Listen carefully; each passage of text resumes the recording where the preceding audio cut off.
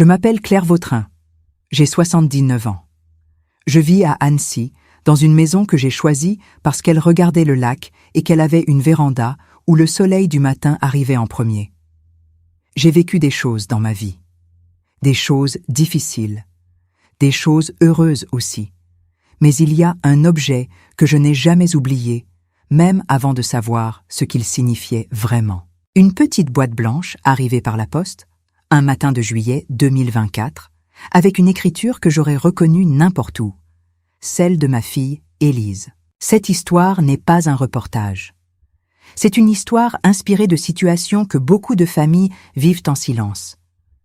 Je la raconte comme une histoire, parce que parfois une histoire aide à comprendre à quoi ressemble un signe d'alerte avant que la vie nous la prenne trop durement. Les noms et les détails font partie du récit, mais les sentiments derrière cette histoire sont des choses que beaucoup de familles reconnaîtront. Quand j'ai ouvert cette boîte, mes mains ont tremblé.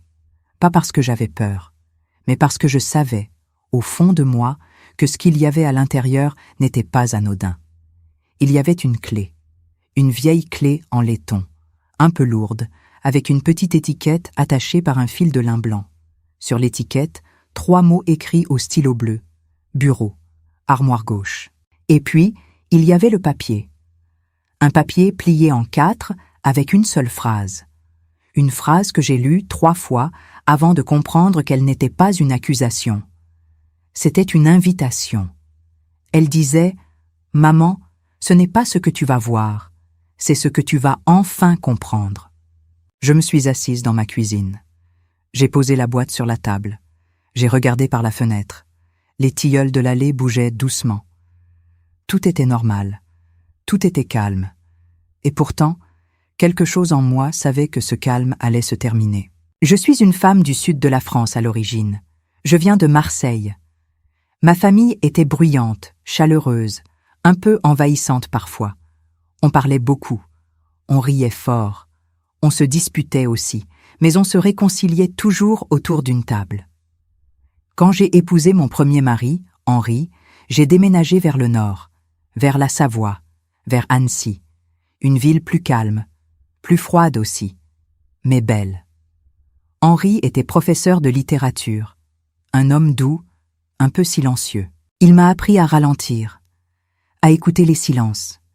Nous avons eu une fille, Élise, une petite fille aux grands yeux verts qui posait des questions sans arrêt et qui dessinait sur tous les murs. Henri l'adorait. Moi aussi. On formait une petite famille tranquille. On allait au marché le dimanche. On faisait des tartes aux pommes. On lisait des livres le soir. C'était simple. C'était heureux.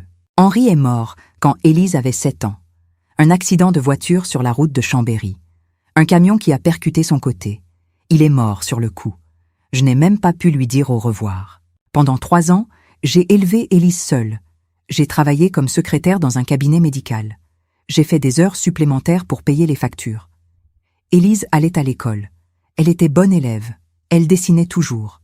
Elle me parlait de ses journées. Elle me posait des questions sur son père. Je lui répondais avec ce que je pouvais, avec mes souvenirs, avec mon chagrin qui ne voulait pas partir. Et puis, j'ai rencontré Jean-Paul Vautrin, un homme de 45 ans, ingénieur informatique, calme, organisé, poli. Il travaillait dans la même zone commerciale que mon cabinet médical. On se croisait au café du coin. Il m'a invité à dîner. Puis une autre fois. Puis encore. Il était attentionné. Il posait des questions sur Élise. Il disait qu'il comprenait ce que c'était d'être seul. Il avait divorcé quelques années plus tôt. Pas d'enfant, pas de famille proche. Juste lui et son travail. Il m'a demandé en mariage au bout d'1 an. J'ai dit oui. Peut-être parce que j'étais fatiguée. Peut-être parce que je voulais qu'Élise ait une figure paternelle. Peut-être parce que j'avais peur de rester seule pour toujours. On s'est mariés en 2014. Élise avait 10 ans. Elle a été demoiselle d'honneur. Elle portait une robe blanche avec des fleurs roses. Elle souriait sur les photos. Mais je me souviens maintenant d'un détail que je n'avais pas remarqué à l'époque. Elle ne regardait jamais Jean-Paul directement dans les yeux. Jean-Paul s'est installé dans notre maison. Il a apporté ses affaires, ses livres, ses ordinateurs, ses dossiers. Il a aménagé une pièce au premier étage comme bureau. Une petite pièce avec une fenêtre qui donnait sur le jardin. Il y passait beaucoup de temps. Le soir, les week-ends. Il disait qu'il travaillait sur des projets, des analyses, des bases de données. Je ne comprenais pas grand-chose à ce qu'il faisait. Mais il semblait sérieux. Il semblait compétent. Avec Élise, il était distant. Pas méchant. Pas froid non plus. Juste distant. Il ne criait jamais. Il ne levait jamais la main. Il ne la punissait jamais. Il parlait peu. Il hochait la tête quand elle lui racontait quelque chose. Il lui posait parfois des questions sur ses devoirs. Mais il n'y avait pas de complicité, pas de rire, pas de moments partagés. Je me disais que c'était normal, qu'il fallait du temps, qu'on ne devient pas père du jour au lendemain, que les relations se construisent lentement. Mais maintenant, avec le recul, je comprends que je voulais que ce soit normal. Parce que si ce n'était pas normal, alors j'aurais dû poser des questions.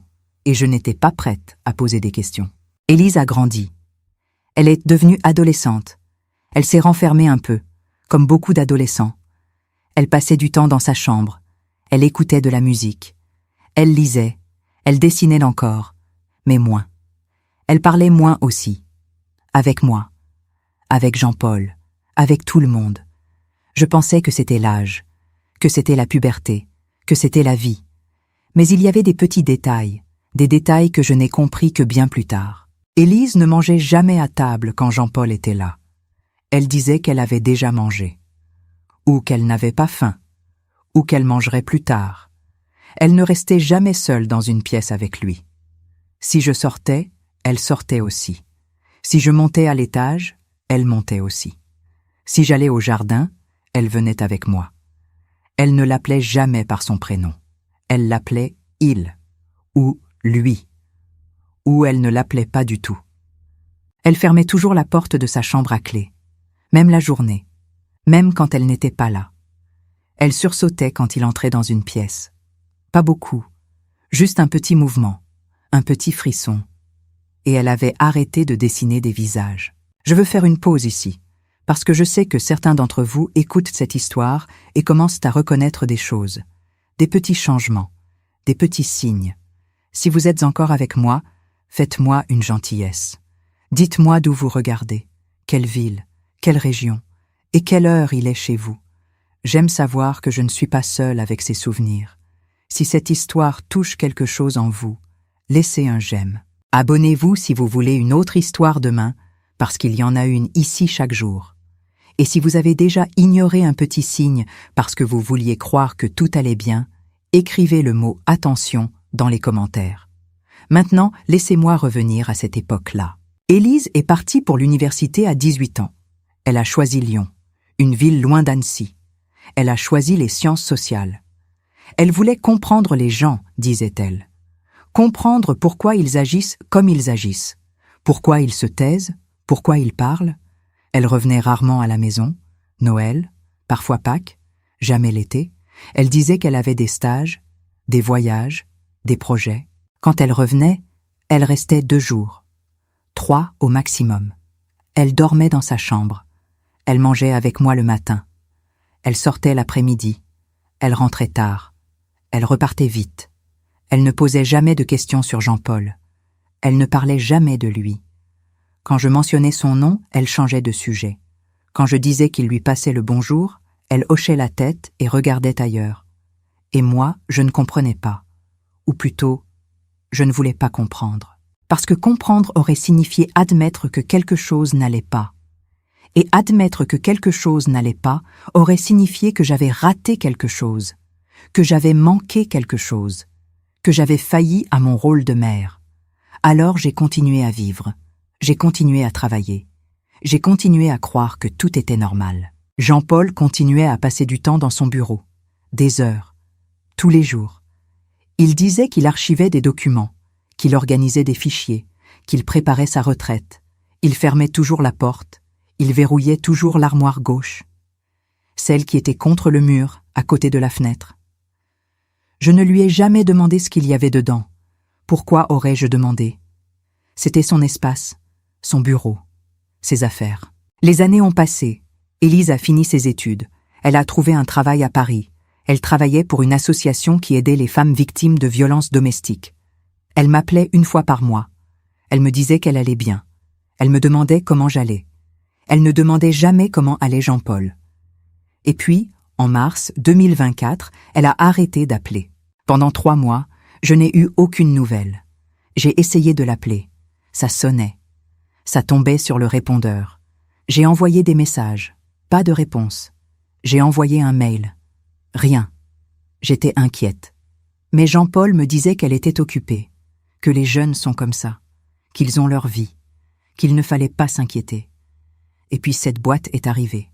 Quand je l'ai ouverte, quand j'ai lu cette phrase, j'ai compris qu'Élise n'avait pas arrêté de m'appeler parce qu'elle était occupée. Elle avait arrêté de m'appeler parce qu'elle préparait quelque chose. Quelque chose qu'elle ne pouvait pas me dire au téléphone. Quelque chose qu'elle ne pouvait pas m'expliquer avec des mots. Quelque chose que je devais voir. Je suis montée au premier étage. Jean-Paul n'était pas là. Il était parti pour la journée. Un rendez-vous professionnel, avait-il dit. Il ne rentrerait que le soir. J'ai ouvert la porte de son bureau. Une odeur de papier ancien, de bois, de poussière. Rien de particulier, rien d'inquiétant. J'ai regardé autour de moi. Un bureau en chêne, un ordinateur éteint. Des étagères remplies de classeurs. Une lampe, une chaise. Une petite table basse avec une tasse à café vide. Et l'armoire. L'armoire gauche, en bois sombre. 2 portes fermées, avec une serrure dorée. J'ai sorti la clé de ma poche. Mes mains tremblaient. Pas beaucoup. Juste assez pour que je remarque. J'ai glissé la clé dans la serrure. Elle a tourné facilement, comme si elle avait été utilisée récemment. Comme si quelqu'un l'avait huilée pour qu'elle ne grince pas. J'ai ouvert les portes. Et là, j'ai compris ce qu'Élise voulait dire. Ce n'était pas ce que j'allais voir. C'était ce que j'allais enfin comprendre. Il n'y avait rien de choquant dans cette armoire. Pas au premier regard. Pas comme on pourrait l'imaginer. Pas de sang. Pas de violence. Pas de danger immédiat. Il y avait des classeurs. Beaucoup de classeurs. Rangés par ordre chronologique. Avec des étiquettes écrites à la main. Des dates. Des années. 2004. 2005. 2006. Jusqu'à 2023. J'ai sorti le premier classeur, celui de 2004, l'année où Jean-Paul et moi nous sommes rencontrés. À l'intérieur, il y avait des photos, des dizaines de photos, de moi, au marché, au café, devant mon cabinet médical, dans ma voiture, dans mon jardin, des photos prises avant qu'il ne me parle pour la première fois, des photos prises avant que je sache qu'il existait. J'ai senti quelque chose se glacer en moi, pas de la peur, pas encore. Plutôt de l'incompréhension, comme quand on regarde un objet familier et qu'on réalise qu'il n'a jamais été ce qu'on croyait. J'ai ouvert le 2e classeur, 2005, l'année de nos premiers rendez-vous. Des photos encore, mais aussi des notes manuscrites, sur mes habitudes, mes horaires, mes trajets, les noms de mes amis, les magasins où j'allais, les restaurants que je fréquentais, des détails que je n'avais jamais partagés avec lui. Des détails qu'il avait collectés, observés, notés. J'ai ouvert le 3e classeur, 2006, l'année de notre mariage, et c'est là que j'ai vu Élise pour la première fois. Des photos d'elle, à l'école, au parc, avec ses amis, devant la maison, des notes sur elle, son emploi du temps, ses activités, ses professeurs, ses notes scolaires, des observations sur sa façon de parler, de marcher, de bouger, et une phrase écrite en rouge, dans la marge, sujet principal, proximité progressive, temps nécessaire. Je me suis assise par terre. Mes jambes ne me portaient plus. Je ne comprenais pas ce que je lisais. Ou plutôt, je ne voulais pas comprendre. J'ai continué. J'ai ouvert classeur après classeur, année après année, 2007, 2008, 2009. Les photos continuaient, les notes continuaient, les observations continuaient. Des détails sur Élise, sur ses changements, sa croissance, ses humeurs, ses silences, des annotations, sur les moments où elle était seule, les moments où j'étais absente, les moments où elle était vulnérable. Et puis, dans le classeur de 2010, j'ai trouvé quelque chose de différent. Des dessins. Des dessins qu'Élise avait faits, des dessins que je n'avais jamais vus, Des dessins qui avaient disparu de sa chambre sans que je sache où ils étaient repassés. Des dessins de visage, de corps, de formes. Des dessins qu'une enfant de 10 ans ne devrait pas faire. J'ai fermé le classeur. J'ai fermé les yeux. J'ai respiré. Et c'est là que j'ai compris. Jean-Paul ne m'avait pas rencontré par hasard. Il ne m'avait pas choisi par amour. Il ne m'avait pas épousé par solitude. Il m'avait choisi parce que j'avais une fille. Avant de continuer, j'ai besoin de reprendre mon souffle. Ce genre d'histoire n'est pas facile à raconter, même quand on la raconte pour aider quelqu'un. Si vous êtes encore avec moi, me feriez-vous une gentillesse? Dites-moi d'où vous écoutez ce soir. Quelle ville? Quelle heure il est chez vous? Et si vous commencez à comprendre ce que je suis en train de dire, si vous commencez à voir ce que j'ai mis tant d'années à voir, laissez un j'aime. Partagez cette histoire avec quelqu'un qui pourrait avoir besoin d'un rappel pour prêter attention. Abonnez-vous si vous voulez vous asseoir avec moi demain encore. J'ai d'autres histoires à raconter et chacune porte une leçon. Maintenant, laissez-moi revenir à ce bureau. Je viens d'une famille où on parlait beaucoup, où on riait fort, où on se disputait aussi. Mais on ne cachait pas, on ne mentait pas, on ne calculait pas. Mon père était pêcheur. Ma mère tenait une petite épicerie près du Vieux-Port. Ils m'ont appris à être direct, à dire les choses, à ne pas avoir peur du conflit. Mais quand j'ai épousé Henri, j'ai appris autre chose. J'ai appris le silence, le calme, la retenue. Henri était un homme doux. Il n'aimait pas les éclats de voix. Il préférait les conversations posées, les discussions réfléchies. Je me suis adapté, j'ai baissé le ton, j'ai ralenti. J'ai appris à écouter avant de parler. Et quand Henri est mort, j'ai gardé ce silence. Parce que le silence me protégeait. Parce que le silence m'empêchait de m'effondrer. Et quand Jean-Paul est arrivé, j'ai continué.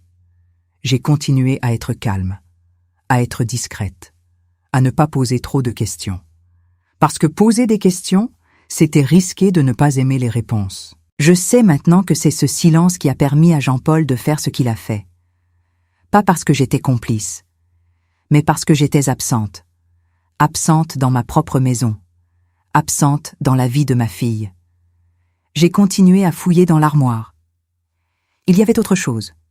Des enveloppes, des petites enveloppes Kraft, numérotées, de 1 à 23.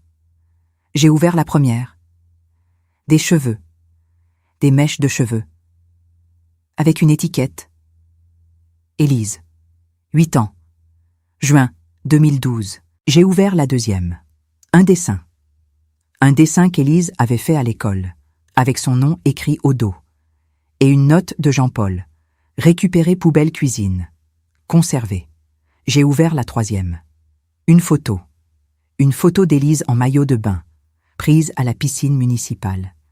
Une photo que je n'avais jamais vue, que je n'avais jamais autorisée. J'ai arrêté d'ouvrir les enveloppes. Parce que je savais. Je savais ce qu'il y avait dans les autres. Je savais ce que Jean-Paul collectionnait, ce qu'il archivait, ce qu'il gardait précieusement dans cette armoire fermée à clé. Il ne gardait pas des souvenirs. Il gardait une obsession. J'ai regardé autour de moi. Les murs du bureau étaient couverts d'étagères, des étagères remplies de livres, de manuels techniques, de romans, de guides. Mais en regardant plus attentivement, j'ai vu qu'il y avait des livres différents, cachés derrière les autres. Des livres sur la psychologie infantile, sur le développement des adolescents, sur les dynamiques familiales, des livres soulignés, annotés, étudiés. Jean-Paul n'était pas un homme qui agissait par impulsion. Il était un homme qui planifiait, qui préparait, qui apprenait. Il avait appris comment approcher une femme seule, comment gagner sa confiance, comment s'intégrer dans une famille. Il avait appris comment observer un enfant sans éveiller les soupçons, comment créer une proximité progressive, comment installer une routine qui semblait normale. Il avait appris comment faire en sorte que personne ne pose de questions. Même pas moi, surtout pas moi. Je suis redescendue dans la cuisine. J'ai posé la clé sur la table. J'ai regardé l'horloge. 16h30. Jean-Paul rentrerait vers 19h. J'avais 2h30 pour décider quoi faire. Appeler la police. Mais pour dire quoi? Qu'il avait des photos, des notes, des cheveux.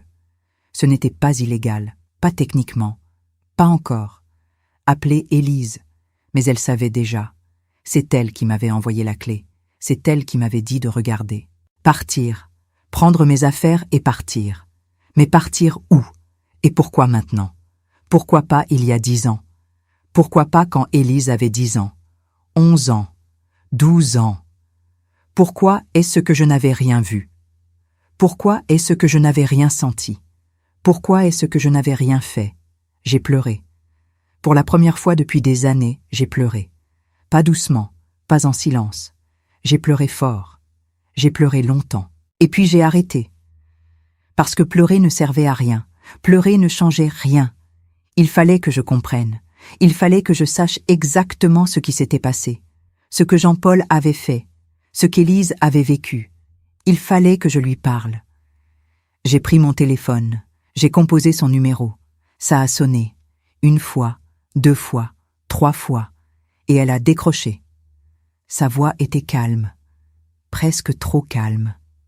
Maman. Élise. J'ai ouvert l'armoire. Je sais. Il faut qu'on parle. Oui, mais pas au téléphone. Pas maintenant. Pas tant que tu es encore dans cette maison. Je suis ta mère. Pourquoi tu ne m'as rien dit? Un silence. Long. Lourd. Parce que tu n'aurais pas cru. Ou parce que tu aurais voulu croire que ce n'était pas grave. Ou parce que tu aurais eu peur de ce que ça voulait dire. Élise, maman, écoute-moi bien. Ne lui dis rien, ne fais rien. Pas ce soir. Demain matin, tu prends un sac, tu prends tes papiers, tu viens à Paris. On parlera. On décidera ensemble. Mais ce soir, tu fais comme si de rien n'était. Je ne peux pas. Si. Tu peux. Parce que c'est ce que j'ai fait pendant des années. Faire comme si de rien n'était. Sourire. Hocher la tête. Survivre. Mon cœur s'est brisé à ce moment-là. Pas pour moi, pour elle. Élise. Et ce qu'il t'a... Non, il n'a jamais touché. Jamais levé la main. Jamais crié. Jamais menacé. Mais il a fait pire, maman. Il a regardé. Il a attendu. Il a préparé. Et il m'a fait sentir que j'étais observée, tout le temps, partout, même dans ma propre chambre. Comment tu sais qu'il ne... Parce que je l'ai vu, j'ai vu ce qu'il faisait, j'ai vu les photos, j'ai vu les notes, j'ai trouvé la clé il y a 3 ans, j'ai ouvert l'armoire 1 fois, 1 seule fois, et j'ai compris. Pourquoi tu ne m'as rien dit à ce moment-là? Parce que j'avais honte, parce que j'avais peur que tu penses que c'était ma faute. Parce que j'avais peur que tu me demandes pourquoi je n'avais rien dit plus tôt. Parce que j'avais peur que tu restes quand même. Je me suis effondrée sur la chaise. Élise, je suis désolée. Je suis tellement désolée. Je sais. Mais ce n'est pas le moment. Demain. On parlera demain. Ce soir, tu survis. Tu fais semblant. Et demain, tu pars. Elle a raccroché. Je suis restée assise dans ma cuisine. Regardant les murs, regardant la table, regardant ma vie, une vie que je croyais normale, une vie que je croyais sûre, une vie qui n'avait jamais été ce que je pensais. Jean-Paul est rentré à 19h15. J'ai entendu sa voiture dans l'allée. J'ai entendu la porte du garage s'ouvrir. J'ai entendu ses pas dans l'entrée. J'étais assise dans le salon, un livre ouvert sur mes genoux, un livre que je ne lisais pas. Mes mains tremblaient tellement que les pages bougeaient. Il est entré. Il a posé sa sacoche. Il a accroché sa veste. Il s'est tourné vers moi et il a souri. Ce même sourire poli qu'il avait toujours eu. Ce sourire qui ne montrait jamais les dents. Ce sourire qui n'atteignait jamais les yeux. « Bonsoir Claire. Tu as passé une bonne journée. » Sa voix était calme, normale, comme tous les soirs depuis 10 ans. J'ai levé les yeux. J'ai regardé cet homme que j'avais épousé. Cet homme avec qui j'avais partagé un lit, un toit, une vie, et j'ai compris que je ne l'avais jamais connu. Oui, une journée tranquille. Et toi? Productive. J'ai finalisé plusieurs dossiers. Je suis content. Il est allé dans la cuisine. Il a ouvert le réfrigérateur. Il a sorti une bouteille d'eau. Il a bu directement au goulot. un geste que je lui avais vu faire des centaines de fois. Mais maintenant, je voyais autre chose. Je voyais ses mains, ses grandes mains, les mêmes mains qui avaient écrit toutes ses notes, qui avaient classé toutes ses photos, qui avaient touché les cheveux de ma fille pour les mettre dans une enveloppe. J'ai senti la nausée monter. J'ai respiré. 1 fois, 2 fois. Tu as mangé, Claire? Non, pas encore. Je n'avais pas très faim. Je vais nous préparer quelque chose alors. Il a sorti des légumes, des pâtes, de l'huile d'olive. Il a commencé à cuisiner, comme il le faisait souvent, avec des gestes précis, organisés, contrôlés. Tout chez lui était contrôlé. J'ai pensé à Élise, à sa voix au téléphone, à ses instructions. Faire comme si de rien n'était. Sourire, hocher la tête, survivre. C'est ce qu'elle avait fait, pendant des années, pendant toute son adolescence. Et maintenant, c'était mon tour. On a mangé en silence. Enfin, lui mangeait. Moi, je déplaçais la nourriture dans mon assiette. Je portais la fourchette à ma bouche. Je mâchais lentement. Je buvais de l'eau entre chaque bouchée pour faire passer. Il ne remarquait rien, ou il faisait semblant de ne rien remarquer. Après le dîner, il est monté dans son bureau, comme tous les soirs. Il a fermé la porte, comme tous les soirs. Et moi, je suis restée en bas, dans le salon, dans la cuisine, dans ma propre maison qui ne me semblait plus être la mienne. J'ai attendu, j'ai écouté, j'ai entendu ses pas au-dessus de ma tête, le bruit de sa chaise, le clavier de son ordinateur, le craquement du parquet. Et puis j'ai entendu un autre bruit, un bruit que je connaissais mais auquel je n'avais jamais prêté attention. Le bruit d'une clé dans une serrure. Il ouvrait l'armoire. Je veux m'arrêter ici, parce que c'est la partie que j'aurais voulu que plus de familles comprennent. Faire semblant que tout va bien quand votre monde vient de s'effondrer, c'est l'une des choses les plus difficiles que vous puissiez faire. Mais parfois, c'est aussi la chose la plus sûre. Si vous voyez ce que je veux dire, dites-moi dans les commentaires d'où vous écoutez ce soir. Quelle ville, quelle heure il est chez vous. Et si quelqu'un que vous aimez a besoin d'un rappel pour ne pas agir dans la panique, mais dans la préparation, partagez cette histoire avec lui. Abonnez-vous si vous voulez vous asseoir avec moi demain encore. J'ai d'autres histoires à raconter, et chacune porte une leçon. Laissez-moi revenir à cette nuit-là. J'ai monté les escaliers sans faire de bruit. J'ai passé devant son bureau. La porte était fermée. Une lumière filtrait en dessous. Je suis entrée dans notre chambre. J'ai fermé la porte. J'ai allumé la petite lampe de chevet. Pas la grande lumière, juste la petite lampe, pour que tout semble normal. J'ai sorti ma valise du placard, une petite valise grise, celle que je prenais quand j'allais rendre visite à mes cousines à Marseille. J'ai commencé à la remplir, doucement, méthodiquement. Des vêtements pour 3 jours, mes papiers d'identité, mon carnet de santé, mon chéquier, ma carte bancaire, mon téléphone portable et son chargeur, mes médicaments, mes lunettes de rechange. Et puis j'ai pris autre chose, des photos, de vieilles photos, d'Henri, d'Élise Petite, de ma famille à Marseille, de ma mère devant son épicerie, de mon père sur son bateau, des photos qui me rappelaient qui j'étais avant tout ça. J'ai caché la valise au fond du placard, sous une pile de couvertures. Jean-Paul ne regardait jamais dans cette partie du placard. Il avait son côté. J'avais le mien. Tout était séparé, organisé, délimité. J'ai enfilé ma chemise de nuit. Je me suis couchée. J'ai éteint la lampe et j'ai attendu. Jean-Paul est monté vers 23 heures. Il est entré dans la chambre. Il s'est déshabillé. Il s'est couché de son côté du lit. Il m'a dit bonne nuit, comme tous les soirs. Je n'ai pas répondu. J'ai fait semblant de dormir. Il s'est endormi rapidement. Sa respiration est devenue lente, régulière, profonde.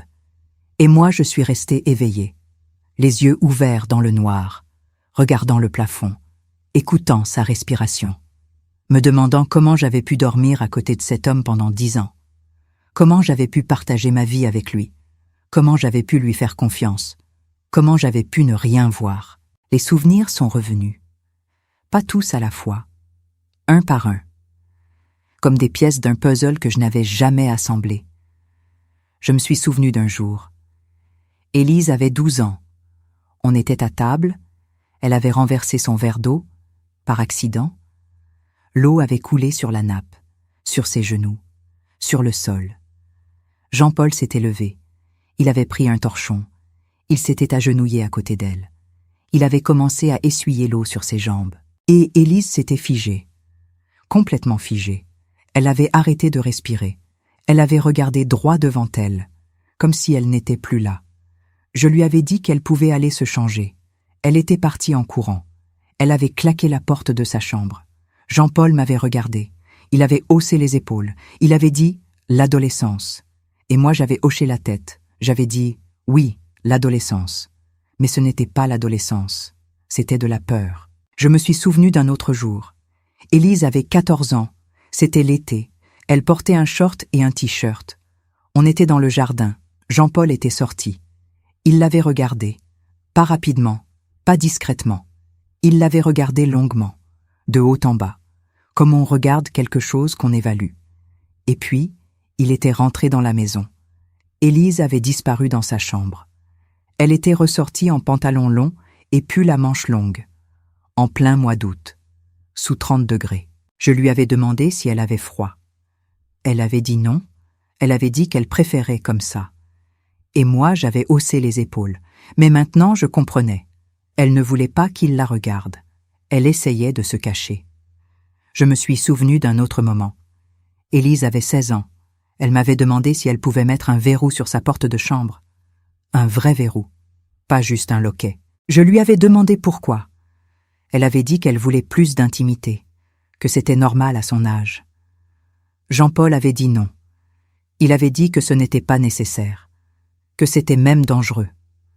Qu'en cas d'urgence, en cas d'incendie, on devait pouvoir entrer. Élise n'avait rien dit. Elle était montée dans sa chambre. Elle avait fermé la porte.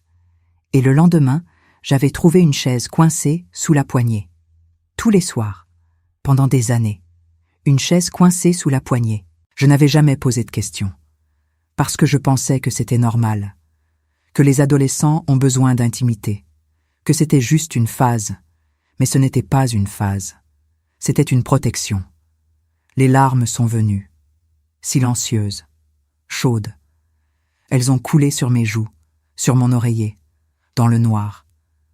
Jean-Paul dormait toujours, paisiblement. Comme si de rien n'était.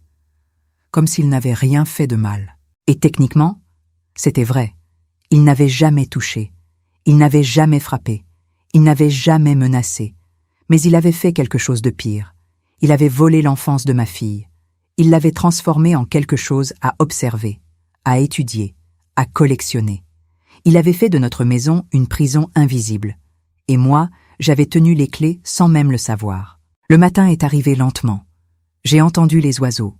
J'ai vu la lumière grise se glisser sous les rideaux. J'ai senti Jean-Paul bouger à côté de moi. Il s'est levé. Il est allé dans la salle de bain. J'ai entendu la douche couler. Je me suis levée aussi. J'ai enfilé mes vêtements. Un pantalon, un pull, des chaussures confortables. J'ai descendu les escaliers. J'ai fait du café. J'ai sorti les bols, le pain, le beurre, la confiture, comme tous les matins. Jean-Paul est descendu. Propre, rasé, habillé, prêt pour sa journée. Il s'est assis, il a bu son café, il a mangé son pain. Il m'a dit qu'il avait une réunion importante aujourd'hui, qu'il rentrerait peut-être tard, qu'il ne fallait pas l'attendre pour dîner. J'ai hoché la tête. Il a pris sa sacoche, il a mis sa veste, il m'a embrassé sur la joue. Et il est parti. J'ai attendu. J'ai entendu la voiture démarrer. J'ai entendu le portail s'ouvrir. J'ai entendu le bruit du moteur s'éloigner. Et quand le silence est revenu, j'ai monté les escaliers en courant. J'ai sorti ma valise. J'ai vérifié que tout était là. J'ai ajouté quelques affaires de toilette, mon parfum préféré, le châle que ma mère m'avait offert. J'ai pris mon sac à main, mes clés de voiture, mon téléphone. Et puis je suis retournée dans le bureau de Jean-Paul. Je sais que je n'aurais pas dû. Je sais qu'Élise m'avait dit de partir, de ne rien faire, de ne rien dire. Mais je devais voir encore une fois. Je devais être sûre. J'ai ouvert l'armoire, j'ai sorti le dernier classeur, celui de 2023, l'année dernière. À l'intérieur, il y avait des impressions, des captures d'écran, des profils de réseaux sociaux, le profil d'Élise, ses photos, ses publications, ses amis, ses lieux de travail, ses déplacements. Il continuait, même maintenant, même à distance, même alors qu'elle était partie depuis des années. Il continuait à la surveiller. J'ai fermé le classeur, j'ai refermé l'armoire, j'ai remis la clé dans ma poche, et je suis partie. J'ai mis ma valise dans le coffre, je suis montée dans la voiture. J'ai démarré. J'ai quitté cette allée, cette maison, cette vie, sans un regard en arrière. Parce que si je regardais en arrière, je risquais de changer d'avis, de me convaincre que j'exagérais, que ce n'était pas si grave, que je devais rester pour essayer de comprendre. Mais je ne devais pas comprendre. Je devais protéger ma fille, même avec 10 ans de retard. La route jusqu'à Paris a duré 6 heures. 6 heures où je n'ai pensé à rien d'autre qu'à rouler, à avancer, à mettre de la distance entre lui et moi. Je n'ai pas allumé la radio. Je n'ai pas écouté de musique. Je n'ai rien écouté d'autre que le bruit du moteur et celui de ma propre respiration. Élise m'avait envoyé son adresse par message. Un appartement dans le 11e arrondissement. Rue de la Roquette, 3e étage, porte gauche. Je suis arrivée en début d'après-midi. J'ai garé la voiture dans une rue adjacente. J'ai pris ma valise, j'ai trouvé l'immeuble, j'ai monté les escaliers, j'ai frappé à la porte, et Élise a ouvert. On s'est regardé, sans parler, pendant un long moment. Et puis elle a fait quelque chose qu'elle n'avait pas fait depuis des années. Elle m'a pris dans ses bras. On est restés comme ça, dans l'entrée, enlacés, pleurant toutes les deux, pour tout ce qui avait été perdu, pour tout ce qui avait été volé, pour tout ce qu'on ne pourrait jamais récupérer. Mais aussi pour ce moment, pour le fait qu'on était ensemble, pour le fait que j'étais enfin venue. Merci d'être resté avec moi jusqu'ici. Je sais que c'est lourd, mais je vous promets que je ne le raconte pas pour vous laisser dans le noir.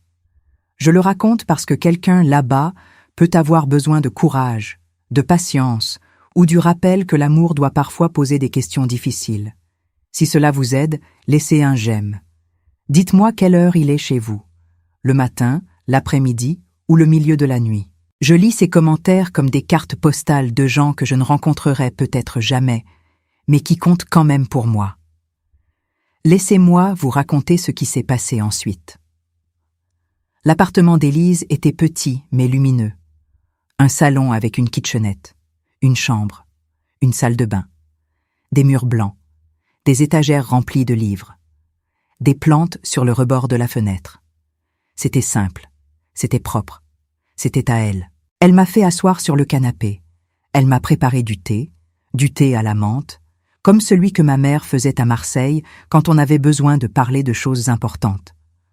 On a bu en silence, regardant nos tasses, regardant nos mains, évitant de se regarder directement.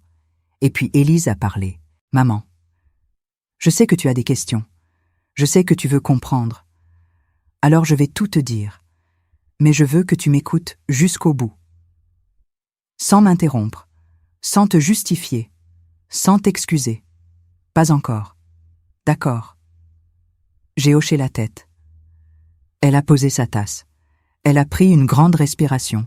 Et elle a commencé. J'avais 10 ans la première fois que j'ai senti que quelque chose n'allait pas. C'était quelques mois après le mariage. Jean-Paul s'était installé. Il avait aménagé son bureau. Il passait beaucoup de temps là-haut. Un jour, je jouais dans le jardin. Je suis rentrée pour aller aux toilettes. En passant devant son bureau, j'ai vu que la porte était entr'ouverte. J'ai entendu un bruit, un clic, comme celui d'un appareil photo. J'ai regardé à l'intérieur. Il était debout devant la fenêtre. Il tenait un appareil photo. Il prenait des photos. De moi, dans le jardin. Sans que je le sache. Je me suis figée. Il s'est retourné. Il m'a vue. Il a souri. Il m'a dit qu'il prenait des photos pour toi, pour que tu aies des souvenirs de moi en train de jouer, que c'était une surprise. Je n'ai rien dit. Je suis allée aux toilettes. Je suis retournée dehors. Mais je ne jouais plus de la même façon. Je regardais la fenêtre. Tout le temps, pour voir s'il était là. Et il était là. Souvent. Très souvent. Au début, je me disais que c'était normal, que les parents prennent des photos de leurs enfants, que c'était pour toi, que c'était gentil. Mais au fil du temps, j'ai remarqué des choses. Ils ne prenaient jamais de photos quand tu étais là, seulement quand tu étais sorti, ou occupé, ou dans une autre pièce. Ils ne montraient jamais ces photos. Ils ne les imprimaient jamais. Ils ne les mettaient jamais dans un album. Et ils me regardaient d'une façon qui me mettait mal à l'aise. Pas comme un père regarde sa fille. Pas comme un adulte regarde un enfant. Autrement. J'ai commencé à éviter d'être seule, à rester près de toi, à te suivre partout. Tu te souviens? Je me souvenais. Je pensais qu'elle était collante, que c'était mignon, que c'était l'âge.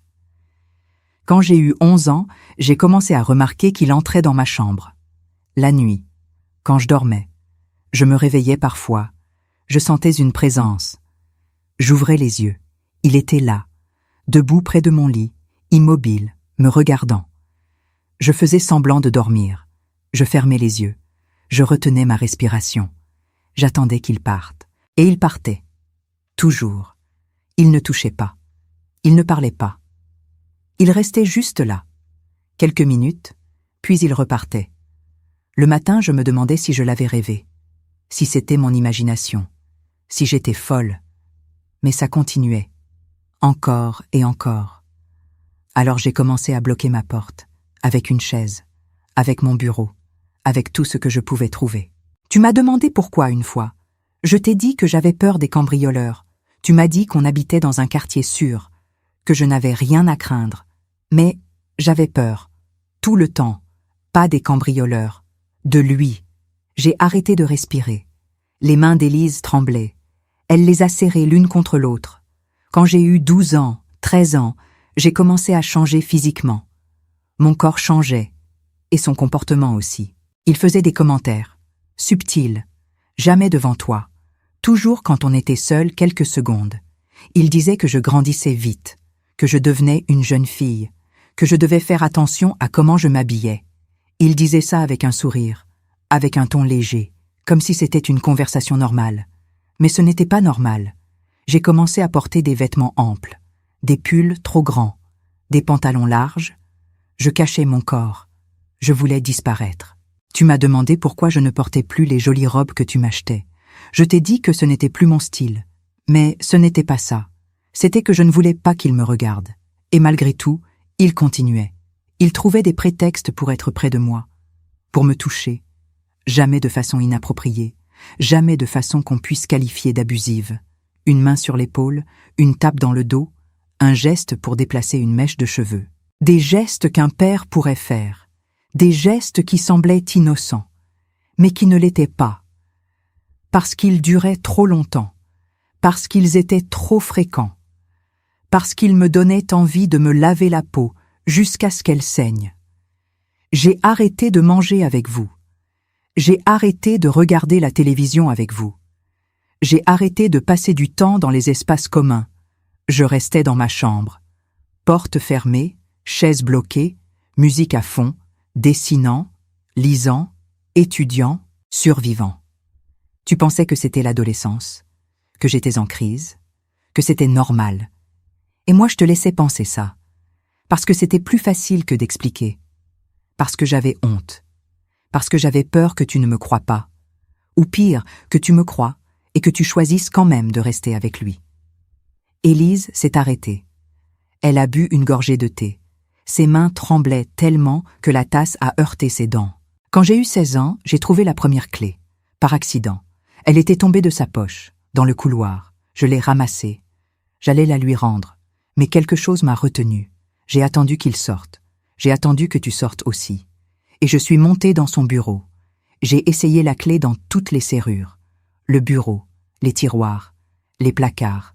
Et puis j'ai essayé l'armoire gauche. Elle s'est ouverte. Et j'ai vu les classeurs, les photos, les notes, les observations, tout. J'ai vu ma vie entière archivée, étudiée, documentée. J'ai vu des photos de moi à 8 ans, à 9 ans, à 10 ans. Des photos que je ne savais même pas qu'il avait prises. J'ai vu des notes sur mes habitudes, mes horaires, mes amis, mes professeurs, mes trajets. J'ai vu des enveloppes avec mes cheveux, avec mes dessins, avec des objets qui avaient disparu de ma chambre et dont je croyais les avoir perdus. J'ai compris. Il ne m'avait jamais touché parce qu'il n'en avait pas besoin. Il me possédait autrement. Il me gardait, il me collectionnait, il me documentait, comme un entomologiste avec un insecte épinglé. J'aurais dû te le dire ce jour-là. J'aurais dû appeler la police. J'aurais dû faire quelque chose. Mais je n'ai rien fait. Parce que j'avais 16 ans, parce que j'avais peur, parce que je ne savais pas quoi faire. Alors j'ai remis la clé où je l'avais trouvée. J'ai refermé l'armoire. J'ai quitté le bureau. Et j'ai commencé à compter les jours jusqu'à mes 18 ans. Les larmes coulaient sur mon visage. Je voulais parler. Je voulais m'excuser. Je voulais hurler. Mais Élise avait dit de ne pas l'interrompre. Alors je me suis tue. Quand j'ai eu 18 ans, je suis partie. Le plus loin possible. Lyon d'abord, puis Paris. Je t'appelais. Pas souvent. Juste assez pour que tu ne t'inquiètes pas. Juste assez pour que tu penses que tout allait bien. Je ne revenais presque jamais. Et quand je revenais, je restais le moins longtemps possible. Tu pensais que je t'avais oublié, que je préférais ma nouvelle vie, que je ne t'aimais plus. Mais ce n'était pas ça. C'est que je ne pouvais pas être dans cette maison. Je ne pouvais pas respirer le même air que lui. Je ne pouvais pas faire semblant que tout était normal. Pendant des années, j'ai essayé de t'en parler. J'ai répété les mots dans ma tête. J'ai écrit des lettres que je n'ai jamais envoyées. J'ai décroché le téléphone 100 fois sans trouver le courage d'aller jusqu'au bout. Parce que j'avais peur de ta réaction. J'avais peur que tu me demandes pourquoi je n'avais rien dit plus tôt. J'avais peur que tu me demandes si j'étais sûre, si je n'avais pas mal compris, si je n'exagérais pas. J'avais peur que tu choisisses de rester avec lui, parce que tu avais investi 10 ans de ta vie, parce que tu étais fatiguée, parce que tu étais seule, et j'avais peur que ça me détruise complètement. Alors j'ai attendu. J'ai attendu d'être assez forte, assez stable, assez sûre de moi pour affronter ta réaction quelle qu'elle soit. J'ai commencé à travailler avec des victimes. J'ai écouté leurs histoires. J'ai appris les mécanismes, les schémas, les tactiques. Et j'ai compris que ce qui m'était arrivé avait un nom. Surveillance obsessive. Comportement prédateur non contact. Grooming émotionnel. Violation de l'intimité. Abus psychologique. Ce n'était pas dans ma tête. Ce n'était pas mon imagination. Ce n'était pas ma faute. C'était lui.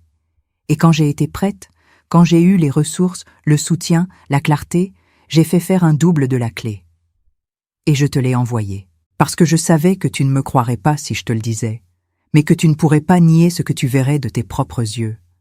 Élise s'est tue. Elle m'a regardée pour la première fois depuis qu'elle avait commencé à parler. Ses yeux étaient rouges, mais ils étaient clairs, déterminés. Maintenant tu sais, maman. Maintenant tu comprends. Alors la question c'est, qu'est-ce qu'on fait? Avant de vous dire ce que j'ai répondu, je veux que vous vous souveniez de ceci. Écouter n'est pas la même chose que juger. Croire n'est pas la même chose qu'excuser. Si l'on vous a déjà dit que vous auriez dû savoir, que vous auriez dû voir, écrivez le mot « écouter » dans les commentaires.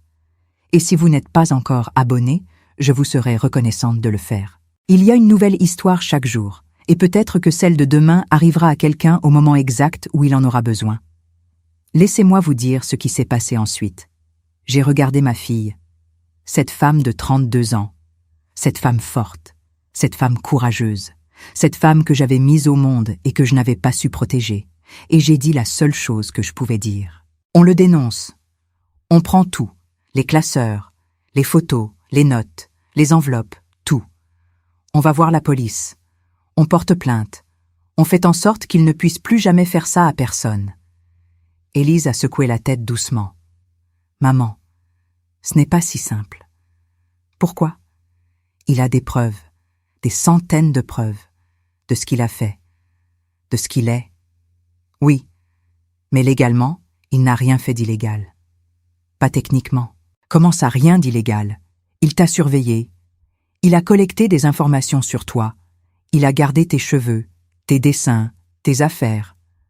Je sais, mais je n'étais pas mineure quand il a commencé à me surveiller en ligne. Et pour le reste, un avocat pourrait arguer qu'il gardait des souvenirs, qu'il documentait la vie familiale, que ce n'était pas avec une intention malveillante, mais l'intention était malveillante. Je sais. Toi, tu sais. Lui, il sait. Mais prouver l'intention devant un tribunal, c'est autre chose. Et la surveillance. Les photos prises sans consentement. J'étais mineur. J'habitais sous son toit. Techniquement, il avait le droit de prendre des photos dans sa propre maison. Mais pas comme ça. Pas de cette façon. Je sais, maman. Mais le système n'est pas fait pour ce genre de cas. Parce qu'il n'y a pas eu de contact physique. Pas de menace directe. Pas de violence mesurable. Alors quoi? On ne fait rien. On le laisse continuer. Non, on ne le laisse pas continuer. Mais on doit être stratégique. J'ai compris à ce moment-là qu'Élise avait déjà réfléchi à tout ça, qu'elle avait déjà consulté, qu'elle avait déjà un plan. Qu'est-ce que tu proposes? Premièrement, tu ne retournes pas dans cette maison. Jamais. Tu restes ici, ou tu trouves un autre logement. Mais tu ne retournes pas là-bas. D'accord. Deuxièmement, on documente tout. On fait des copies des classeurs. On photographie chaque page. On garde les preuves en sécurité. Pas chez toi, pas chez moi. Chez quelqu'un de confiance ou dans un coffre. D'accord. Troisièmement, tu portes plainte. Pas pour abus, pas pour agression, mais pour harcèlement, pour violation de la vie privée, pour surveillance non consentie. On utilise les nouvelles lois sur la protection des données, sur le droit à l'image, sur le consentement numérique. Ça marchera. Peut-être, peut-être pas, mais ça créera un dossier officiel, avec son nom, avec les faits, avec les preuves, et si ça ne marche pas. Alors au moins, la prochaine fois qu'il fera ça, s'il y a une prochaine victime, elle ne partira pas de zéro. Elle aura ce dossier, elle aura ses preuves, elle aura un schéma établi. J'ai hoché la tête lentement. Tu as déjà parlé à quelqu'un, à un avocat. Oui, à une avocate spécialisée. Elle pense qu'on a un dossier recevable. Pas parfait, mais recevable. Et toi? Tu vas témoigner. Élise a hésité, pour la première fois depuis le début de la conversation. Oui, si c'est nécessaire. Mais ce n'est pas facile, maman. Témoigner, c'est revivre. C'est être interrogé. C'est être remise en question. C'est entendre un avocat essayer de minimiser ce que tu as vécu, de dire que tu as mal compris, que tu es trop sensible, que tu cherches l'attention. Je sais, mais tu es prête. J'ai de l'aide, j'ai une thérapeute, j'ai un groupe de soutien, j'ai des collègues qui font ce travail tous les jours. Je ne suis pas seule. Et moi, comment je peux t'aider? En me croyant, en étant là, en ne me demandant pas pardon 100 fois par jour, en ne te noyant pas dans la culpabilité. Parce que la culpabilité ne m'aide pas. Ce qui m'aide, c'est l'action. J'ai pris sa main, pour la première fois depuis qu'elle était petite. Je te crois. Je suis là, et on va agir. Elle a serré ma main. Merci, maman. On est resté comme ça un long moment, main dans la main, en silence. Et puis Élise a dit quelque chose qui a changé ma compréhension de tout. Tu sais ce qui m'a aidé le plus dans tout ça? Quoi? Comprendre que ce n'était pas personnel? Pas vraiment. Comment ça? Jean-Paul ne m'a pas choisi parce que j'étais moi. Il t'a choisi toi parce que tu avais une fille. Il aurait pu choisir n'importe quelle femme seule avec un enfant, n'importe quelle famille vulnérable, n'importe quelle situation où il pouvait entrer facilement, où il pouvait établir sa surveillance sans éveiller les soupçons. Je n'étais pas spéciale, j'étais accessible. Et comprendre ça m'a libérée. Parce que ça voulait dire que ce n'était pas ma faute, que je n'avais rien fait pour attirer ça, que je n'étais pas marquée, pas destinée à subir ça. J'étais juste au mauvais endroit, au mauvais moment, avec la mauvaise personne dans ma vie. Et toi aussi. Elle avait raison. Jean-Paul était un prédateur calculateur. Il avait choisi sa proie avec soin. Il avait construit sa couverture avec patience. Il avait exécuté son plan avec précision. Et nous, on avait juste eu le malheur de correspondre à son profil. Ce soir-là, Élise et moi avons parlé pendant des heures. Elle m'a montré les ressources qu'elle avait collectées, les articles, les études, les témoignages d'autres victimes, les guides légaux. Elle m'a expliqué les prochaines étapes, les démarches, les procédures, les délais. Elle m'a préparé à ce qui allait venir, les questions, les doutes, les regards, les jugements. Et elle m'a rappelé pourquoi on faisait ça. Pas pour la vengeance, pas pour la punition, pas même pour la justice au sens traditionnel, mais pour la vérité, pour la protection, pour nous, pour les autres. Cette nuit-là, j'ai dormi sur le canapé d'Élise, sous une couverture qu'elle avait tricotée elle-même, dans un appartement qui sentait la lavande et les livres, et pour la première fois depuis des années, ma fille a dormi sans bloquer sa porte, parce qu'elle était enfin en sécurité. Et moi aussi. 3 mois se sont écoulés depuis ce jour où j'ai quitté Annecy avec ma valise et mon cœur brisé. 3 mois qui ont changé ma vie d'une façon que je n'aurais jamais imaginée. Je vis maintenant dans un petit appartement à Paris, pas loin de celui d'Élise, un 2 pièces au 4e étage sans ascenseur, avec une fenêtre qui donne sur une cour intérieure où pousse un vieux marronnier. Chaque matin, je me réveille avec le chant des oiseaux. Chaque soir, je m'endors en sachant que je suis exactement où je dois être. Je ne suis pas retournée à Annecy, pas une seule fois. J'ai envoyé une amie récupérer mes affaires, mes vêtements, mes livres, mes photos de famille, les choses qui comptaient.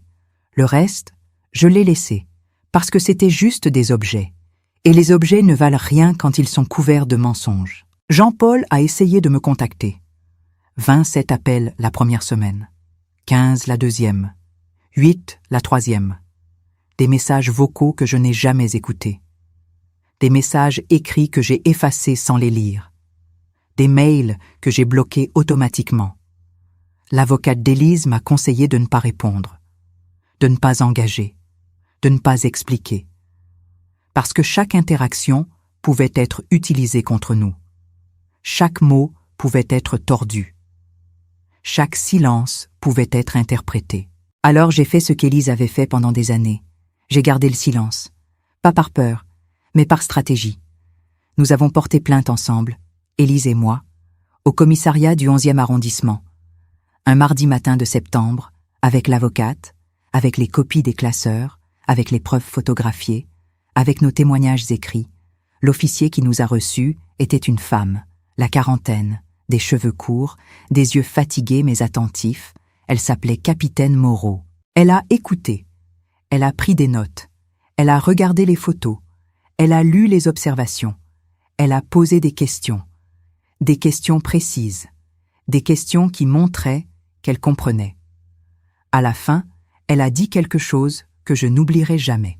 Ce que vous décrivez, c'est ce qu'on appelle un prédateur non contact. Quelqu'un qui abuse sans toucher, qui viole l'intimité sans violence physique, qui cause des traumatismes profonds sans laisser de marques visibles.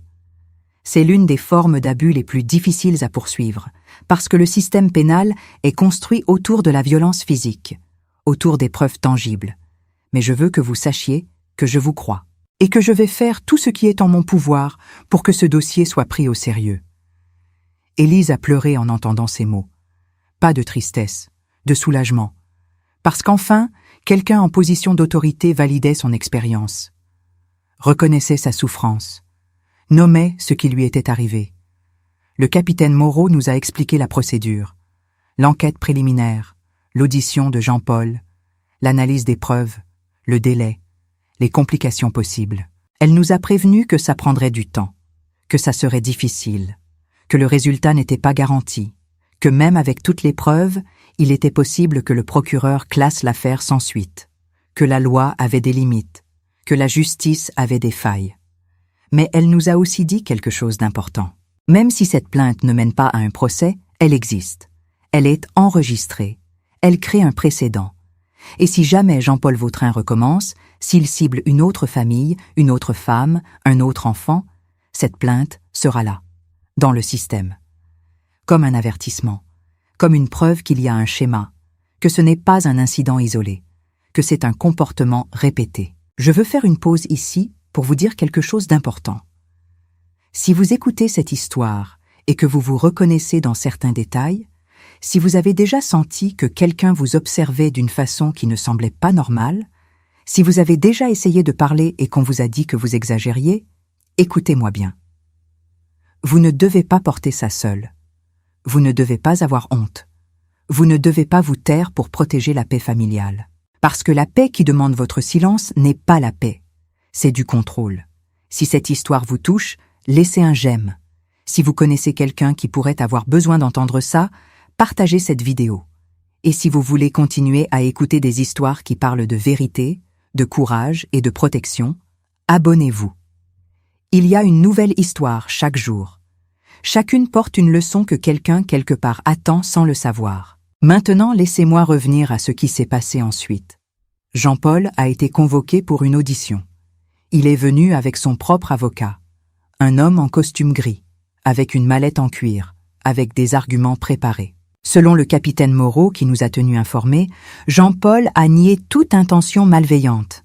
Il a dit qu'il documentait la vie familiale, que c'était son hobby, que beaucoup de gens tiennent des journaux détaillés, que beaucoup de parents gardent des souvenirs de leurs enfants, que tout était innocent, que nous interprétions mal ses actions, que nous étions influencés par des lectures sur Internet, que c'était une campagne contre lui. Son avocat a utilisé le mot « aliénation ». Il a suggéré qu'Élise manipulait ma perception, que notre relation mère-fille était fusionnelle de façon malsaine, que je cherchais une excuse pour quitter mon mariage, que tout ça était une construction a posteriori. Mais il y avait un problème avec cette défense. Les preuves ne mentaient pas. Les dates sur les photos prises avant notre première rencontre officielle, les notes détaillées sur mes habitudes avant qu'il ne m'adresse la parole, les observations sur Élise commencées dès la première semaine de notre mariage, les dessins volés dans sa chambre, les cheveux conservés dans des enveloppes numérotées, les captures d'écran de ses réseaux sociaux imprimés et archivés année après année. Tout ça racontait une histoire cohérente, une histoire qui ne pouvait pas être expliquée par l'amour paternel ou la nostalgie familiale. L'enquête a révélé autre chose aussi, quelque chose que ni Élise ni moi ne savions. Jean-Paul avait fait la même chose avant, avec une autre femme, une autre famille. En 2002, avant de me rencontrer. Il avait été en couple pendant 8 mois avec une femme qui avait une fille de 9 ans. La relation s'était terminée brutalement. La femme avait déménagé dans une autre région sans explication. Le capitaine Moreau l'a retrouvée. Elle s'appelait Nathalie. Elle vivait maintenant à Toulouse. Sa fille avait 30 ans. Nathalie a accepté de témoigner. Elle a raconté la même histoire. Les photos, les observations, la surveillance, le malaise, la décision de partir avant que ça n'aille plus loin. Elle n'avait jamais porté plainte, parce qu'elle avait honte, parce qu'elle pensait que personne ne la croirait, parce qu'elle voulait juste oublier et recommencer sa vie ailleurs. Mais maintenant, 22 ans plus tard, elle était prête à parler. Son témoignage a changé tout, parce qu'il prouvait un schéma, une répétition, une méthode. Jean-Paul ne faisait pas ça par amour. Il ne faisait pas ça par maladresse. Il faisait ça parce que c'était ce qu'il était. Un homme qui ciblait des femmes seules avec des enfants, qui s'intégrait dans leur vie, qui installait sa surveillance, qui collectionnait, qui attendait. Le procureur a décidé de poursuivre.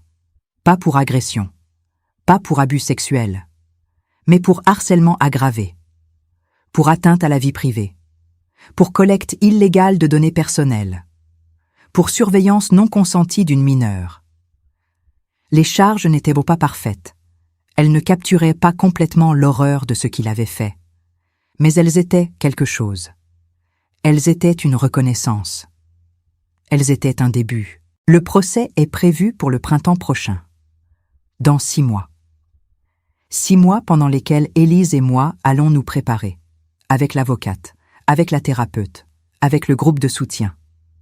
6 mois pendant lesquels nous allons apprendre à témoigner, à raconter notre histoire devant un juge, devant un tribunal, devant des gens qui vont nous écouter avec scepticisme, qui vont nous poser des questions difficiles, qui vont chercher des incohérences. Mais nous sommes prêtes, parce que la vérité est de notre côté, et parce que nous ne sommes plus seuls. Pendant ces 3 mois, j'ai appris beaucoup de choses. Sur moi, sur Élise, sur le monde. J'ai appris que le silence ne protège personne, qu'il protège seulement ceux qui ont quelque chose à cacher. J'ai appris que l'instinct maternel existe, mais qu'il peut être étouffé par la fatigue, par le déni, par le besoin de croire que tout va bien, par la peur de la vérité. J'ai appris que les enfants parlent, mais pas toujours avec des mots. Ils parlent avec leur corps, avec leur comportement, avec leur silence, avec leur peur, et que notre travail d'adulte, c'est d'apprendre leur langage. de prêter attention, de poser des questions, de créer un espace sûr où la vérité peut émerger sans honte et sans punition. J'ai appris que la culpabilité ne sert à rien si elle ne se transforme pas en action, que je pouvais passer le reste de ma vie à me flageller pour ne pas avoir vu, pour ne pas avoir su, pour ne pas avoir agi, ou je pouvais choisir de transformer cette douleur en quelque chose d'utile, en vigilance, en soutien, en éducation. J'ai commencé à faire du bénévolat, dans l'association où Élise travaille.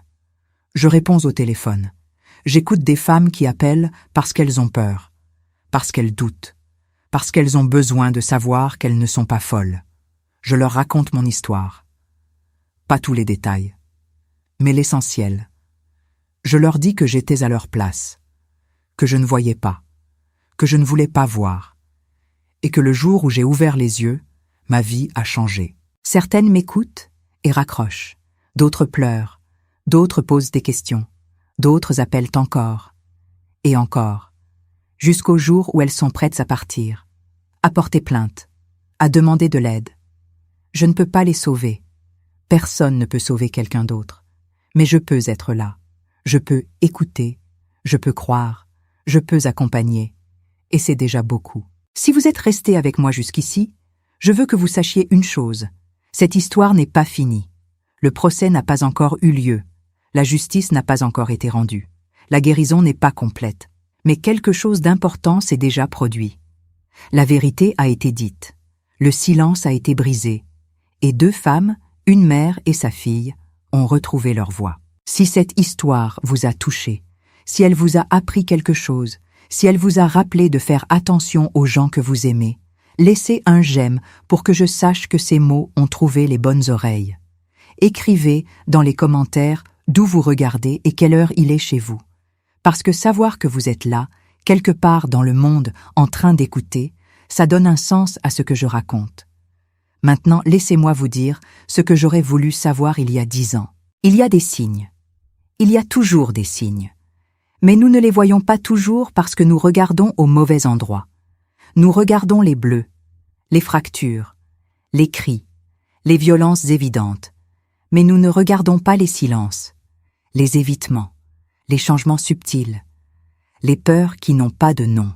Nous ne remarquons pas quand un enfant arrête de rire, quand il arrête de dessiner des visages, quand il commence à porter des vêtements trop grands, quand il bloque sa porte, quand il refuse de rester seul avec quelqu'un. Nous ne remarquons pas parce que nous sommes fatigués, parce que nous sommes occupés, parce que nous voulons croire que tout va bien, parce que reconnaître le problème signifie devoir agir, et agir fait peur. Mais j'ai appris quelque chose de fondamental. La peur de la vérité cause toujours plus de dégâts que la vérité elle-même. Si j'avais posé les bonnes questions 10 ans plus tôt, si j'avais écouté vraiment, si j'avais fait confiance à mon instinct au lieu de le faire taire, si j'avais choisi de regarder au lieu de détourner les yeux, Élise aurait souffert moins longtemps. Elle aurait été protégée plus tôt. Elle n'aurait pas porté ce poids seule pendant des années. Mais je ne peux pas changer le passé. Personne ne peut. Tout ce que je peux faire, c'est utiliser ce que j'ai appris pour aider d'autres familles, pour partager ce que je sais maintenant. Alors, voici ce que je veux vous dire.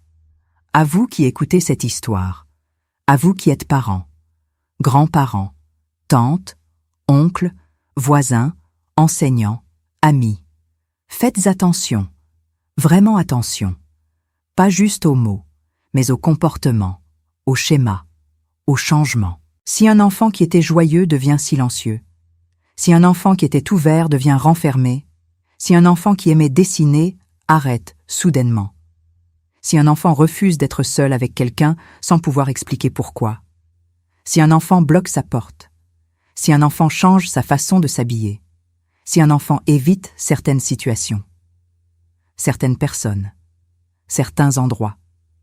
Ne dites pas que c'est l'âge, ne dites pas que c'est une phase. Ne dites pas que ça va passer. Posez des questions, douces, ouvertes, sans jugement, sans pression. Créez un espace où l'enfant peut parler, où il peut dire la vérité sans avoir peur d'être puni, ou de ne pas être cru, ou de détruire la famille. Écoutez. Vraiment écoutez. Même quand les mots sont confus. même quand l'histoire ne semble pas avoir de sens, même quand ça vous fait peur. Et si vous suspectez quelque chose, n'importe quoi, même une petite impression, un petit doute, une petite inquiétude, ne l'ignorez pas. Ne vous dites pas que vous imaginez des choses. Ne vous dites pas que vous exagérez. Documentez. Écrivez les dates, les comportements, les conversations, les observations. Pas pour accuser, mais pour avoir une trace, pour pouvoir montrer un schéma si nécessaire. Et cherchez de l'aide. Parlez à un médecin, à un enseignant, à une assistante sociale, à une association spécialisée, à quelqu'un qui a l'expérience, qui peut vous guider, qui peut vous dire si vos inquiétudes sont fondées. N'agissez pas seul, n'accusez pas sans preuve, mais ne restez pas silencieuse non plus, parce que le silence tue, pas physiquement. Mais il tue l'enfance, il tue la confiance, il tue la capacité à se sentir en sécurité. Et ça, c'est une mort qui dure toute une vie. Élise va mieux maintenant, pas guérie. La guérison n'est pas linéaire. Il y a des bons jours et des mauvais jours. Il y a des nuits où elle ne dort pas. Il y a des moments où les souvenirs reviennent, où la peur revient, où la honte revient. Mais elle a des outils maintenant. Elle a une thérapeute formidable, une femme qui s'appelle Dr Lemoine, qui travaille avec des victimes de traumatismes complexes, qui comprend que l'abus psychologique laisse des cicatrices aussi profondes que l'abus physique. Elle a un groupe de soutien. D'autres femmes qui ont vécu des expériences similaires, qui se retrouvent chaque semaine, qui partagent, qui s'écoutent, qui se soutiennent. Elle a son travail, qui donne un sens à ce qu'elle a vécu, qui transforme sa douleur en action, en aide, en protection pour d'autres. Et elle a moi, enfin, vraiment. Notre relation a changé, elle n'est plus celle d'avant, elle ne sera jamais celle d'avant, parce qu'il y a eu une rupture, une trahison, un manquement, mais elle est en train de devenir autre chose, quelque chose de nouveau, de plus honnête, de plus solide. Nous parlons maintenant, vraiment, de tout, sans filtre, sans peur, sans faux semblant. Je ne lui demande plus pardon 20 fois par jour, parce qu'elle m'a dit que ça ne l'aidait pas, que ça la fatiguait, que ça la forçait à me rassurer, alors que c'est moi qui devrais la rassurer. À la place, je lui montre que j'ai changé, que j'ai appris, que je ne détournerai plus jamais les yeux, que je l'écouterai toujours, que je la croirai toujours. Et petit à petit, la confiance revient, fragile, prudente, mais réelle. La semaine dernière, Élise est venue dîner chez moi, dans mon petit appartement.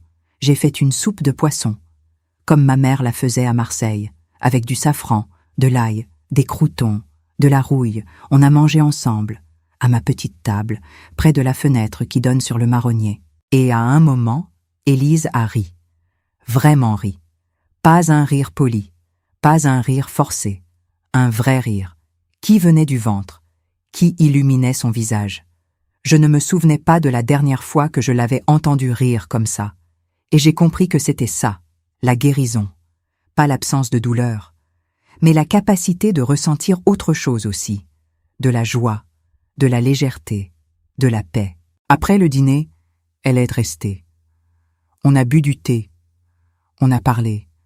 De choses simples, de son travail, de mes voisins, du marronnier qui perdait ses feuilles, de l'hiver qui arrivait. Et puis, avant de partir, elle m'a dit quelque chose. « Maman, je veux que tu saches quelque chose. Je ne regrette pas de t'avoir envoyé cette clé. Je ne regrette pas d'avoir ouvert tout ça. Parce que pour la première fois depuis que j'ai 10 ans, je me sens libre. Pas heureuse tous les jours. Pas en paix tout le temps. Mais libre. Libre de dire la vérité. Libre d'être crue. Libre de ne plus porter ce secret seul. Et ça n'a pas de prix. » J'ai pleuré en l'entendant dire ça. Pas de tristesse, de gratitude, parce qu'elle me donnait un cadeau énorme. Elle me donnait sa vérité, sa confiance, sa présence. Malgré tout ce que j'avais raté, malgré tout ce que je n'avais pas vu, malgré toutes les années perdues, elle était encore là. Elle me parlait encore. Elle me donnait encore une chance. Et je ne la gaspillerai pas. Je veux terminer cette histoire en vous disant quelque chose d'important. Cette petite clé que j'ai reçue il y a 3 mois. Cette clé en laiton avec son étiquette blanche. Je la garde encore. Pas dans l'armoire, pas dans un tiroir, mais sur ma table de nuit, à côté de ma lampe. Là où je la vois chaque matin en me réveillant. Là où je la vois chaque soir avant de m'endormir.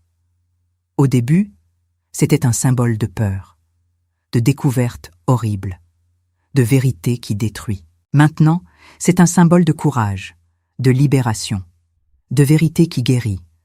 Parce que cette clé n'a pas ouvert une armoire, elle a ouvert une porte vers la vérité, vers la protection, vers la liberté. Et je sais maintenant que c'est ça que je veux pour le reste de ma vie. Ouvrir des portes, briser des silences, croire les gens qui parlent, écouter les gens qui se taisent, protéger les gens qui ont peur. Parce que c'est ça, l'amour véritable. Ce n'est pas fermer les yeux pour garder la paix. C'est les ouvrir grands pour voir la vérité. Même quand elle fait mal, même quand elle bouleverse tout, même quand elle demande du courage. Si vous êtes resté avec moi jusqu'à la fin, je veux que vous sachiez que vous avez donné à cette vieille femme le cadeau d'être entendue. Je vous en suis profondément reconnaissante. Laissez un j'aime si cette histoire vous a donné quelque chose à réfléchir. Abonnez-vous si vous voulez une autre histoire demain. Et si vous avez vraiment écouté, si vous avez vraiment compris, écrivez le mot « protéger » dans les commentaires. Pas parce que la vie est facile, mais parce que la protection commence quand quelqu'un prête enfin attention. Dites-moi d'où vous regardez et quelle heure il est chez vous. De mon cœur au vôtre, prenez soin des gens qui vous font confiance. Regardez ce qui est caché, écoutez ce qui n'est pas dit, et n'ayez jamais peur de la vérité. Parce que la vérité, même quand elle fait mal, est toujours plus douce que le mensonge qui dure toute une vie. La justice n'est pas encore rendue. Le procès viendra. Les débats viendront. Les jugements viendront.